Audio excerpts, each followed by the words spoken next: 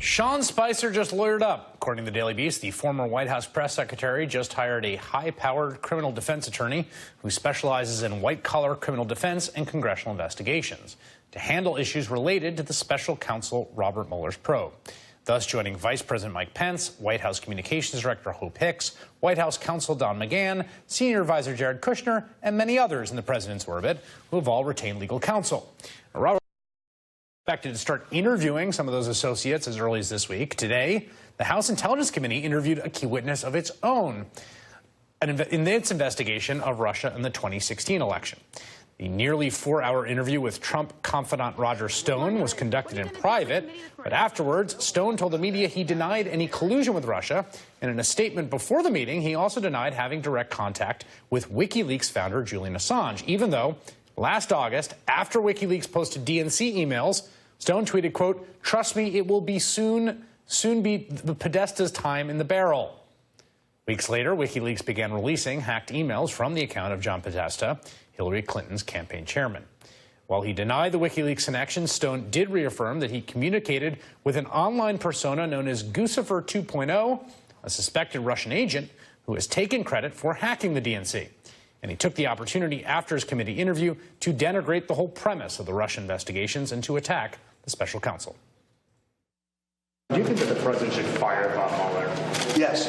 Why is that? Because he auditioned, or I should say interviewed, for the job of FBI director the day after Mr. Comey resigned, or was fired, pardon me, and was passed over for that job. That, to me, constitutes a conflict. Congressman Eric Swalwell was one of the members of the House Intelligence Committee who interviewed Roger Stone today. He joins me now. Did you learn anything new today? Good evening, Chris. Yes, we did. But it was very frustrating that one of the central questions for Mr. Stone was, who was he communicating with? He told the public he had been in contact with Julian Assange, and then he changed that story probably when he realized how controversial that was and said he worked through an intermediary. And then when asked to reveal who the intermediary was, he invoked a privilege that is not legal or his to assert. And so he refused to answer any questions about that, which is interesting. He has gone after Hillary Clinton and the DNC for not turning over the DNC server and not being forthcoming, and we really needed him to be forthcoming today on that point. So maybe we'll need to bring him in on a subpoena. What do you mean by he invoked a privilege that's not his to assert? And he said this in his public statement afterwards, after addressing the committee. He said that he was speaking to a journalist, the intermediary, and that it was a two-way, off-the-record conversation. The journalist has not invoked any journalistic privilege, and Roger Stone was invoking it for him. I want to get your reaction to a few things that have happened. First of all, Sean Spicer's retained counsel. What do you make of the fact that so many people in the White House have retained counsel?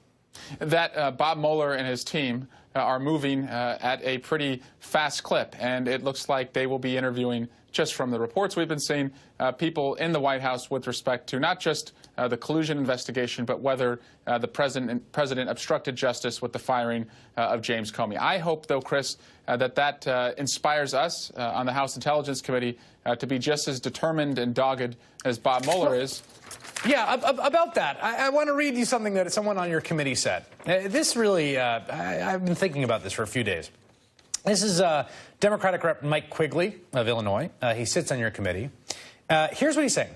"I'm there as we're questioning witnesses, and someday these transcripts will be made public," he said. "Many are going to say, what the hell are they doing?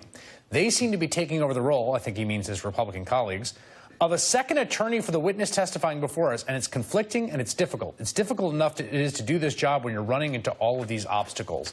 Is that your feeling as well? It's frustrating, Chris.